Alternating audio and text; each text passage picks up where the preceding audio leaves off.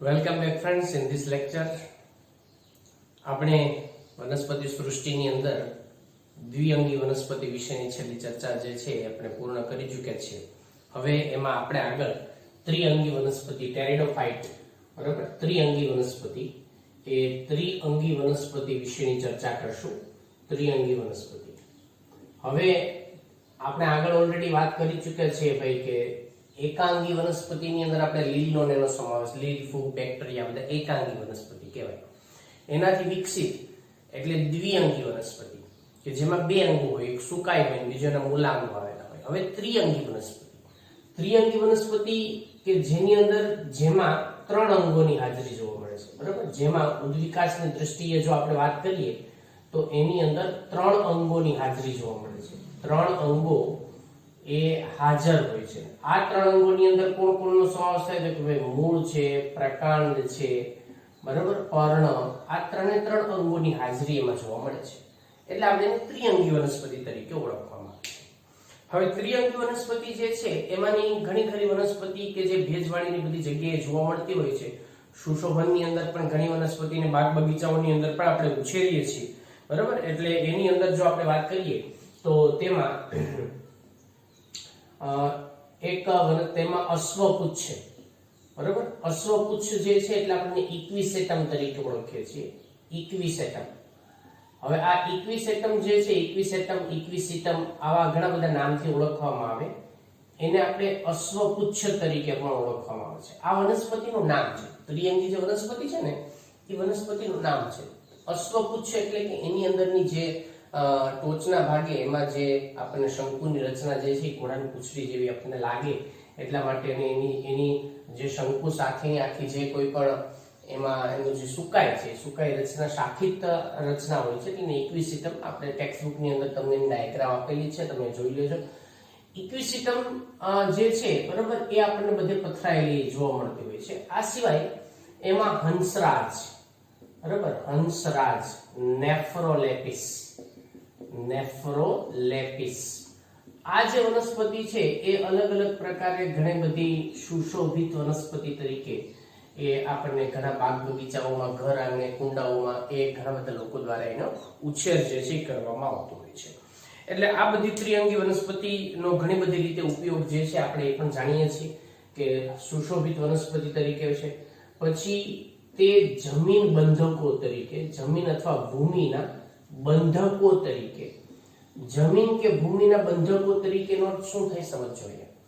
જમીન કે ભૂમિના બંધકો એટલે કે એ જમીન ઉપર જ્યાં પણ એ ઉગી નીકળી હોય છે એને એ ધોવાણ અટકાવે છે. જમીનને પોતાની સાથે, આપણે જેમ વાત જાણીએ છીએ કે વનસ્પતિ જેમ વધારે હોય ત્યાં જમીનનું ધોવાણ ઓછું થાય છે. તો એ એટલા માટે ભૂમિ બંધકો જમીનનું ધોવાણ જે છે અટકાવે છે, ભૂમિ બંધકો તરીકે પણ છે. ઘણી વનસ્પતિ એવી પણ છે એમાંની કે જેનો ઉપયોગ આપણે ઔષધીય વનસ્પતિ તરીકે કરીએ છીએ. ઔષધીય વનસ્પતિની વાત આવે એટલે મને એક વાત યાદ આવે છે. અહીંયા આપણે, તમે બધા રામાયણનો પ્રસંગ જાણો છો કે રામાયણની અંદર જ્યારે લક્ષ્મણ મૂર્છિત થઈ જાય ત્યારે હનુમાનજી એ ડુંગરો ઉંચકીને જડીબુટી લઈને આવે છે. એમાં આપણે એક જડીબુટી જેને સંજીવની જડીબુટી કહીએ છીએ. આ સંજીવની જડીબુટી એટલે ત્રિઅંગી વનસ્પતિ સેલાજીનેલા, બરાબર, જેનો આપણે ઔષધીય ઉપયોગની વાત કરીએ છીએ તો એ ત્રિઅંગી વનસ્પતિ જેનું નામ છે સેલાજીનેલા. એટલે આ વનસ્પતિને સંજીવની જડીબુટી તરીકે ઓળખી શકાય. એવું આપણે શાસ્ત્રોની અંદર એની અંદરની બાબતો જે છે ઉલ્લેખ થયેલો છે. પણ અત્યારે આપણે એ રીતેનો ઉપયોગ જે છે એ નથી કરી શકતા કેમ કે સેલાજીનેલા ઔષધીય રીતે છે પણ એ ઘણી બધી અલગ અલગ પ્રકારે એનો દવાઓ તરીકેનો ઉપયોગ થતો હોય છે. તો આ રીતે સુશોભનની અંદર ભૂમિ બંધકો તરીકે, ઔષધીય તરીકે, ઘણા પ્રાણીઓના બધાના અમુક ખોરાક તરીકે, બરાબર, એનો પણ ઉપયોગ જે છે એ ઔષધીય વનસ્પતિ તરીકે ઉપયોગમાં આવતી હોય છે, બરાબર. વનસ્પતિ ઉપયોગી છે, તરીકે ઉપયોગી છે. હવે બીજી જો આપણે એની અંદર વાત કરીએ તો ત્રિઅંગી વનસ્પતિ જે છે એ સૌ પ્રથમ એવી વનસ્પતિ સમૂહ છે કે જે સ્થલજ છે અને બીજું કે વાહક પેશીઓ ધરાવે છે. એટલે ત્રિઅંગી વનસ્પતિ, બરાબર, જે ઉદ્વિકાસની દ્રષ્ટિએ સૌ પ્રથમ એવો સ્થલજ સમૂહ છે, બરાબર, સ્થલજ વનસ્પતિ સમૂહ છે કે જે વનસ્પતિ સમૂહ છે, અને બીજું ખાસ કે એની અંદર આપણને શું જોવા મળે છે ભાઈ, તો કે તેમાં વાહક પેશીઓની જો આપણે વાત કરીએ તો વાહક પેશીઓ એટલે કે જલવાહક પેશીઓ અને અનવાહક પેશીઓ જે છે એ એમાં હાજર હોય છે, પણ પ્રાથમિક પ્રકારની, બરાબર. એટલે કે એની અંદર ચાલની કોષો ને એની જ સામાન્ય રીતે રચના આપણને અનવાહકની અંદર જોવા મળે છે, અને જલવાહકની અંદર ચાલની જલવાહિની કી છે એની રચના જોવા મળે છે. એટલે વિકસિત પ્રકારની વાહક પેશી નથી હોતી, પણ વાહક પેશીઓ એની અંદર આપણને જોવા મળતી હોય છે. એટલે સૌપ્રથમ આ એવી સ્થળજ વનસ્પતિ છે કે જે એની અંદરની આપણને ઘણી બધી વાહક પેશીઓ યુક્ત રચના જોવા મળતી હોય છે. હવે બીજી આપણે વાત કરીશું એના રહેઠાણ વિશે. તો ત્રિઅંગી વનસ્પતિ જે છે એ મોટા ભાગે આ જે વનસ્પતિ છે એ છાયા પ્રિય અને ભેજયુક્ત વિસ્તારોમાં જોવા મળે છે. જે ભેજયુક્ત જે વિસ્તારો છે એ ભેજયુક્ત પ્રદેશોમાં જોવા મળે છે. મેં કીધું એમ તમને કે એમાંની ઘણી ખરી વનસ્પતિ એવી છે કે એ રેતાળ પ્રદેશોમાં પણ ફાલી ફૂલી હોય છે. એટલે રેતાળ પ્રદેશોમાં પણ એની જે વધારે વિકસિત થઈ શકે છે. તો એ એના રહેઠાણની વાત થાય. આ ત્રિઅંગી વનસ્પતિ ભેજયુક્ત વનસ્પતિ છે, અને એને ટેરિડોફાઇટ્સ જે પ્લાન્ટ છે ભેજયુક્ત વિસ્તારોમાં છાયાપ્રિય જે જગ્યાઓ હોય એની અંદર વધારે માત્રામાં આપણને ઉગી નીકળતી જોવા મળતી હોય છે. હવે બીજી વાત કરીએ આપણે એની રચના વિશેની, અથવા તો એની દેહ રચના, સુકાય રચના, જેના વિશેની ચર્ચા કરીએ. મેં પહેલા જ કીધું તમને અહીંયા કે એમાં 3 અંગો હોય, મૂળ હોય, પ્રકાંડ અને પર્ણની રચના જે છે એમાં આપણને આવેલી જોવા મળતી હોય છે, બરાબર. તો હવે એની અંદરની જે સુકાઈની અંદર ઘણી બધી વિવિધતા જોવા મળતી હોય છે. કદની અંદર પણ ઘણા બધી જાતિઓ પ્રમાણે પણ એમાં આપણને ઘણી વિવિધતાઓ જે છે જોવા મળતી હોય છે. દેહ રચનાની અંદર ખાસ જે વિશિષ્ટતા આપણને જે જોવા મળે છે એ એની અંદરના પર્ણ જે છે એની અંદર આપણને એમાં જોવા મળે છે. સામાન્ય રીતે આની અંદરના જે પર્ણ એટલે કે પર્ણિકા સ્વરૂપે આપણને જોવા મળતા હોય છે. ખરેખર તો એની પર્ણિકા જે છે પર્ણિકા સ્વરૂપે પર્ણ આપણને જોવા મળતા હોય છે. અને બીજી લાક્ષણિકતા એની અંદરની એ છે કે એની અંદર જે વનસ્પતિનો જે દેહ રચના એ પોતે જ બીજાણુજનક અવસ્થાની અંદર છે. તો હવે એના વિશે એટલે પર્ણ જે છે પર્ણિકા સ્વરૂપે હોય છે.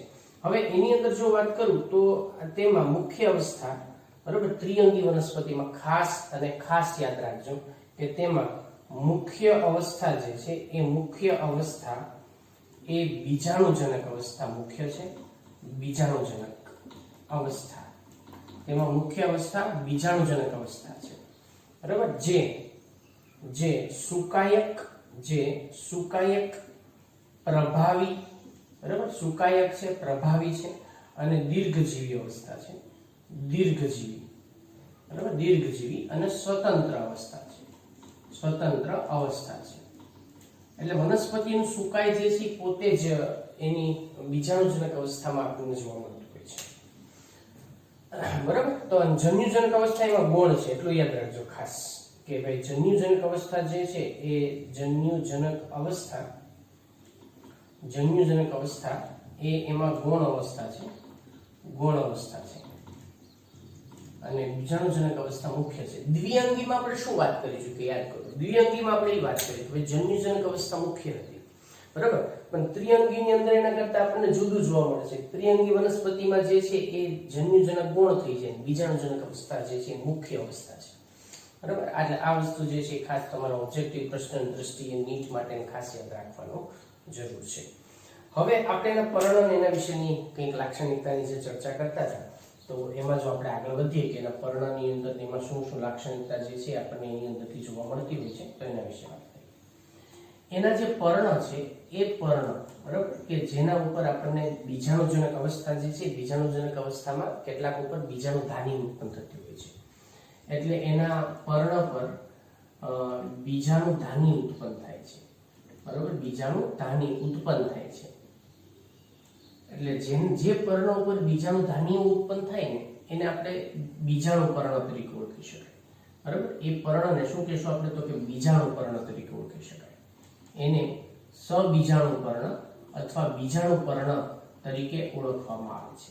યાદ રાખજો ખાસ, જે વનસ્પતિ એટલે કે જે પર્ણ પર, ત્રિઅંગી વનસ્પતિના જે પર્ણ પર બીજાણુધાની ઉત્પન્ન થાય એ પર્ણને આપણે બીજાણુ પર્ણ તરીકે ઓળખવામાં આવે છે, બરાબર. અને ઘણી વનસ્પતિ એવી છે એમાંની કે જેમાં બીજાણુ પર્ણ જે છે ને એ બીજાણુ પર્ણની એક સંઘટિત રચના એ એની અંદર ખાસ એમાં નિર્માણ પામે, બરાબર, જેને આપણે શંકુ તરીકે ઓળખીએ છીએ. પ્રશંકુ અથવા તો શંકુ તરીકે એને ઓળખવામાં આવે છે, કોન તરીકે ઓળખવામાં આવે છે ને, બરાબર. એટલે શંકુ અથવા તો એને પ્રશંકુ તરીકે ઓળખવામાં આવે છે.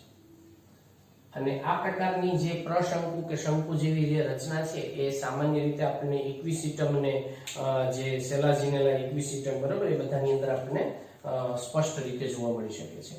તો એ શેમાં જોવા મળે? તો ઉદાહરણ તરીકે જો વાત કરું તમને તો સેલાજિનેલા એની અંદર જોવા મળે છે, બરાબર, ઇક્વિસિટમ. તો આ બધાની અંદર આ પ્રકારની રચના એટલે શંકુ જેવી રચના આપણને એની અંદર જોવા મળતી હોય છે, બરાબર. હવે શું થાય છે એ સમજીએ આપણે. બીજાણુજનક અવસ્થામાં ખાસ ધ્યાન આપજો બાળકો. બીજાણુજનક અવસ્થામાં બીજાણુ પર્ણ છે, બીજાણુ પર્ણની અંદર બીજાણુ ધાની આવેલી હોય છે. બીજાણુ ધાનીની અંદર આપણને એમાં અર્ધીકરણથી એકકીય બીજાણુનું નિર્માણ થાય છે. હવે અહીંયા ખાસ ધ્યાન આપજો.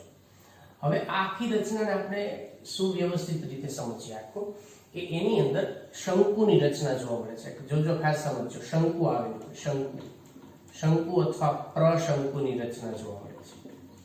તો શંકુ અને પ્રશંકુ બનેલું શેનું હોય ભાઈ? તો કે બીજાણુ પર્ણનું બનેલું હોય છે. તો આ શેનું બનેલું હોય? તો એ બનેલું હોય છે બીજાણુ પર્ણનું. તો બીજાણુ પર્ણ એ ભેગા મળી અને શંકુનું નિર્માણ કરે છે. હવે બીજાણુ પર્ણ શેનું બનેલું હોય છે? તો બીજાણુ પર્ણ જે છે એની અંદર શું આવેલું હોય? તો કે એમાં બીજાણુ ધાની આવેલી હોય છે. આ બીજાણુ ધાની આવેલી હોય છે.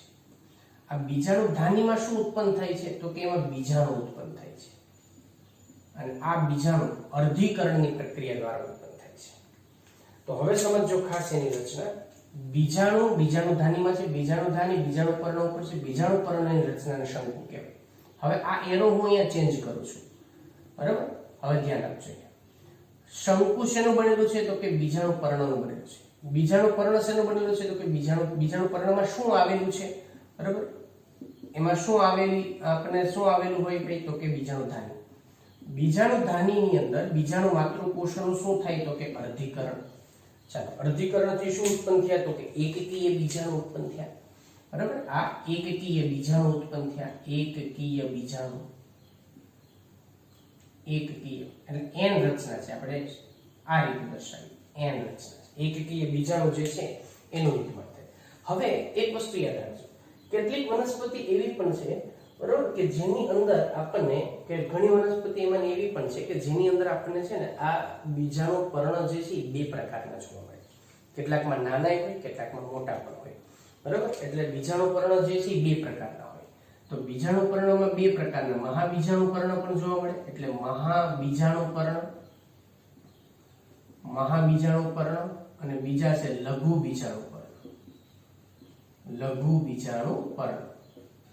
એટલે એક પર્ણ જે કદમાં મોટા હોય, બીજા પર્ણ જે કદમાં નાના હોય, એના આધારે લઘુ બીજાણુ અને મહાબીજાણુ પર્ણ તરીકે ઓળખવામાં આવે છે. તો એનો અર્થ શું થયો કે ભાઈ તો મહાબીજાણુ પર્ણ ઉપર જે ઉત્પન્ન થાય એને મહાબીજાણુ ધાની કહેવાય, અને લઘુ બીજાણુ પર્ણ ઉપર જે ઉત્પન્ન થાય એને લઘુ બીજાણુ ધાની કહેવાય, બરાબર. એટલે એ વસ્તુનું ધ્યાન રાખવું ખાસ તમારે. હવે શું થાય છે? તો કે આ બીજાણુનું અંકુરણ થાય છે. સમજો અહીં, બરાબર. આ બીજાણુ જે છે એનું અંકુરણ થાય. બીજાણુ તો એકકીય અવસ્થા છે, એટલે અહીંયાથી જન્યુજનક અવસ્થા શરૂ થઈ ગઈ, કેમ કે જન્યુજનક અવસ્થા ગૌણ અને એકકીય અવસ્થા છે. આ ગૌણ અને એકકીય અવસ્થા છે, બરાબર. એટલે એ તો અહીંયાથી શરૂ થઈ ગઈ છે. હવે આનું અંકુરણ થાય તો એની અંદરથી જન્યુજનક, બરાબર, એમાંથી જન્યુજનક જે રચનાનું નિર્માણ થાય છે એને આપણે પ્રોથેલસ એટલે કે પ્રસુકાઈ તરીકે ઓળખવામાં આવે છે.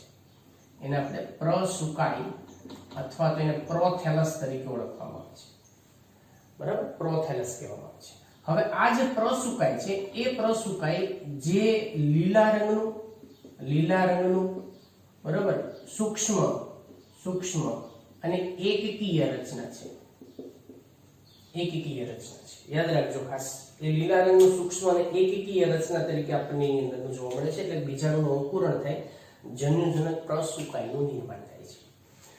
હવે આ પ્રસુકાઈ ઉપર એમાંથી આ પ્રસુકાઈ જે છે એના ઉપર આપણને એમાંથી જે નર જન્યુધાનીઓ જે છે એના નિર્માણની પ્રક્રિયા આપણને એમાંથી થતી જોવા મળતી હોય છે.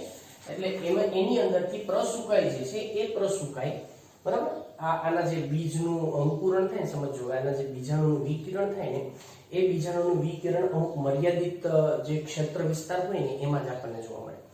એટલા માટે આ વનસ્પતિ ખૂબ વધારે ફેલાયેલી નથી હોતી, બરાબર, બધા વિસ્તારોમાં નથી હોતી. એ અમુક વિસ્તારો પૂરતી સીમિત થઈ ગઈ છે. કેમ તો કે ભાઈ એને એનું જ ત્યાંનું જ વાતાવરણ અનુકૂળ છે, એ સિવાય બીજું કોઈ વાતાવરણ અનુકૂળ નથી. બીજું, એના જે બીજાણુનું જે વિકિરણ છે ને એ લિમિટેડ એરિયામાં થાય છે, બરાબર, અમુક મર્યાદિત વિસ્તારમાં થાય, બધે નથી થતું.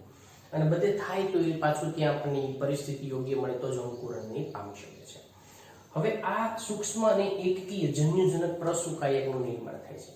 આ જન્યુજનક પ્રસુકાયક ઉપર લિંગી પ્રજનન અંગો જે છે એનું નિર્માણ થાય છે, બરાબર. એમાં લિંગી પ્રજનન અંગો એ એના ઉપર નિર્માણ પામે છે. તો હવે સમજો કે આ લિંગી પ્રજનન અંગો કયા કયા નિર્માણ પામે છે એ આપણે સમજીએ. તો લિંગી પ્રજનન અંગો બે પ્રકારના નિર્માણ પામે, બરાબર. લિંગી પ્રજનન અંગો જે નિર્માણ પામે તો બે પ્રકારના છે. હવે ધ્યાન આપજો, ખાસ હું અહીંયાથી થોડું ટ્વિસ્ટ કરું છું. મહાબીજાણુ પર્ણમાં જે મહાબીજાણુ ધાની આવેલી છે, મહાબીજાણુ પર્ણમાં શું આવેલું છે ભાઈ? તો કે મહાબીજાણુ ધાની આવેલી છે, બરાબર. એમાં આવેલી છે મહાબીજાણુ ધાની. સાથે સાથે લઘુ બીજાણુ પર્ણમાં શું આવેલું છે? તો કે લઘુ બીજાણુ ધાની. આ લઘુ બીજાણુ ધાનીમાં શું છે? તો કે લઘુ બીજાણુ, બરાબર. એમાં લઘુ બીજાણુ છે. અહીંયા શું છે? તો કે મહાબીજાણુ છે, મહાબીજાણુ. હવે આ બંનેનું અંકુરણ થાય, બરાબર. આ બંનેનું અંકુરણ થાય, આનું પણ અંકુરણ થાય. તો હવે જે લઘુ બીજાણુ ધાની જે છે એમાં આપણને નર જન્યુઓનું નિર્માણ થાય છે, બરાબર. એટલે એના ઉપર શું ઉત્પન્ન થાય? હવે અહીંયાથી એને હું ભેગું અહીંયા મર્જ કરી દઉં છું, અહીંયાથી લઈ લઉં છું એને, એમાં લિંગી પ્રજનન અંગો ઉત્પન્ન થાય. સેમ અહીંયા પણ એની અંદર લિંગી પ્રજનન અંગોનું નિર્માણ થાય. આ લિંગી પ્રજનન અંગો બે પ્રકારના, એક જેને કહેવાય નર અને બીજા જેને કહેવાય માદા, બરાબર. તો હવે શું થાય આની અંદર? તો કે નર જન્યુ અને માદા જન્યુ આ બંનેનું નિર્માણ થાય. આ બંને વચ્ચેની પ્રક્રિયા થાય, એને આપણે ફલન કહેવાય. અને ફલન પછી બને ફલિતાંડ. અને આ ફલિતાંડ એટલે દ્વિકીય રચના. એટલે ફરીવાર શરૂ કઈ અવસ્થા થઈ ગઈ એની? તો કે ફરીવાર થઈ ગઈ એની બીજાણુજનક અવસ્થા. તો આ રીતે જન્યુજનક અવસ્થા અને બીજાણુજનક અવસ્થા જે છે એ આપણને આ રીતે એની અંદરથી થતી જોવા મળતી હોય છે. અને એમાં મેં જે કીધું એમ તમને કે જો લઘુ બીજાણુ અને મહાબીજાણુ જુદા જુદા હોય ને, બરાબર, એટલે ઘણી વખત અમુકની અંદર સમપર્ણી, આને આપણે સમપર્ણી પણ કહેવાય, એટલે કે એક જ સરખા બીજાણુ જોવા મળે છે. આ રચના જે જોવા મળે છે એ ક્યાં હોય? આ જે રચના છે ને, બરાબર, એ આપણને સમપર્ણી, જે સમબીજાણુ, સમપર્ણી અથવા તો સમબીજાણુ પરણી આ રચના જોવા. આ રચના ક્યાં હોય? તો કે વિષમ બીજાણુ પરણી અવસ્થા છે, બરાબર. એ નર અને માદા અલગ અલગ જ્યારે એકની અંદર જ ઉત્પન્ન થતું હોય છે. આનું ઉદાહરણની જો હું વાત કરું તો ઉદાહરણ તરીકે એની અંદર આપણે હંસરાજને મૂકી શકાય, હંસરાજ, બરાબર. અને આની અંદર જો ઉદાહરણ તરીકે લઉં તો એની અંદર ઉદાહરણ તરીકે ભાઈ એમાં જે સેલાજીનેલા છે તો સેલાજીનેલા એનો સમાવેશ એની અંદર કરી શકાય છે. તો આ રીતે નર અને માદા જન્યુઓનું નિર્માણની પ્રક્રિયા જે છે એ આપણને એ સમયે થતી જોવા મળતી હોય છે. અને ફરીવાર અહીંયાથી ફલિતાંડનું નિર્માણ થયું. આ ફલિતાંડ જે છે એમાંથી ફરી વખત બીજાણુજનક અવસ્થા હવે આગળ નિર્માણ પામતી હોય છે. તો આ રીતે એમાં ફલિતાંડ જે છે એ ફલિતાંડમાંથી હવે આ એમાં તમે સ્ક્રીનશોટ કે એવું કંઈક લઈ લેજો એટલે તમને ખ્યાલ આવે, બરાબર. કેમ કે આગળ હું અહીંયા એના વિશેની વાત કરીશ. તો ત્રિઅંગી વનસ્પતિની અંદર હવે પછી આપણે જે વાત કરીએ કે એમાં ફલિતાંડ જે છે ફલિતાંડ ધીમે ધીમે એમાંથી ભ્રૂણમાં વિકસિત થાય છે. એટલે પ્રાથમિક પ્રકારનું ભ્રૂણ બને છે. વિકસિત ભ્રૂણ તો નથી હોતું પણ પ્રાથમિક પ્રકારનું ભ્રૂણ જેવી રચના હોય છે, જે સામાન્ય રીતે કેમ કે એના પછી એમાંથી ઉત્પન્ન શું થશે તો કે ભાઈ આવૃત બીજધારી અને અનાવૃત બીજધારી વનસ્પતિ જે વિકસિત થાય તો એની અંદરથી એ આપણને બીજની પ્રકૃતિ જેવું ભ્રૂણનું નિર્માણ થાય છે. તો હવે અહીંયા ફલિતાંડ છે, ફલિતાંડ જે દ્વિકીય રચના છે ફલિતાંડ પછી એની અંદરથી ભ્રૂણનું નિર્માણની પ્રક્રિયા થાય છે અને આ ભ્રૂણ નિર્માણ જે છે બીજ જેવી પ્રકૃતિ છે, એટલે કે બીજ પ્રકૃતિ ધરાવે છે, બરાબર. બીજ પ્રકૃતિ એટલે એની અંદર આવા ભ્રૂણના એના નિર્માણની પ્રક્રિયા, એટલે બીજ પ્રકૃતિ એટલે શું કે એના પછી જે અનાવૃત અને આવૃત દ્વિતારી વનસ્પતિ જે ઉદ્વિકાસ પામ્યો છે એ ભ્રૂણ જે છે એ એના બીજ જેવી રચનાઓ ધરાવે છે, એનો અર્થ એવો અહીં આપણે લેશું. તો અને એમાંથી ફરી વખત નવા સુકાઈ જે છે એ નવા સુકાઈનો અથવા નવી વનસ્પતિ જે છે નવી વનસ્પતિનું નિર્માણ થાય છે, બરાબર. તો આ પ્રકારની જે બાબતો છે એ ખાસ આની અંદર આપણને જોવા મળતી હોય છે. હવે એની અંદર બીજી આપણે વાત જો કરીએ તો ત્રિઅંગી વનસ્પતિને અલગ અલગ 4 વર્ગોમાં વર્ગીકૃત કરવામાં આવેલી છે, બરાબર. 4 વર્ગો ખાસ યાદ રાખજો ઓબ્જેક્ટિવ પ્રશ્ન માટે. એના 4 વર્ગોમાં એને વર્ગીકૃત કરવામાં આવેલી છે, વર્ગીકૃત કરવામાં આવી છે.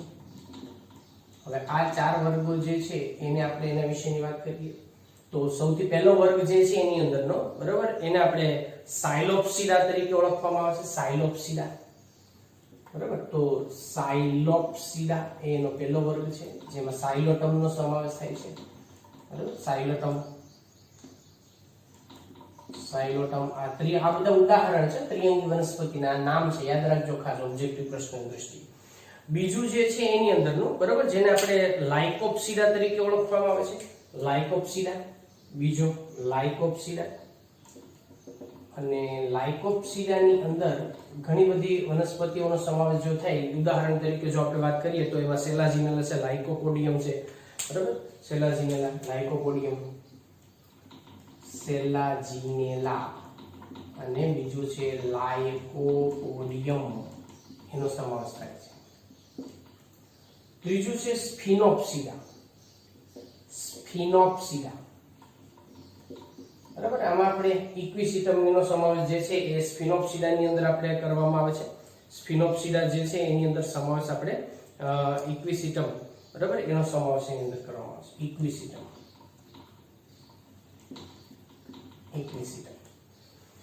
અને ચોથો સમૂહ જે છે એમાંનો, બરાબર, જે ચોથા સમૂહને આપણે સામાન્ય રીતે એમાં ટેરોપ્સિડા તરીકે ઓળખવામાં આવે છે, જેમાં ડાયોપ્ટેરિસ અને ટેરિસ એનો સમાવેશ થાય છે. ટેરોપ્સિડા, ટેરોપ્સિડા, જેમાં ડાયોપ્ટેરિસ, ટેરિસ, બરાબર, ડાયોપ્ટેરિસ, ટેરિસ અને એડિયન્ટમ, આ વનસ્પતિનો સમાવેશ જે છે એની અંદર કરવામાં આવતો હોય છે. તો આ રીતે એની અંદર જે મુખ્ય 4 વર્ગોની અંદર જેને વર્ગીકૃત કરવામાં આવેલું છે, બરાબર, એના વિશેની આપણે ચર્ચા કરી. તો બાળકો અહીંયા આપણે ત્રિઅંગી વનસ્પતિ જે છે એના વિશેની ચર્ચા આપણે પૂર્ણ કરીએ છીએ. નેક્સ્ટ લેક્ચરમાં આપણે અનાવૃત દ્વિતારી વનસ્પતિ વિશે આગળ વાત કરીશું.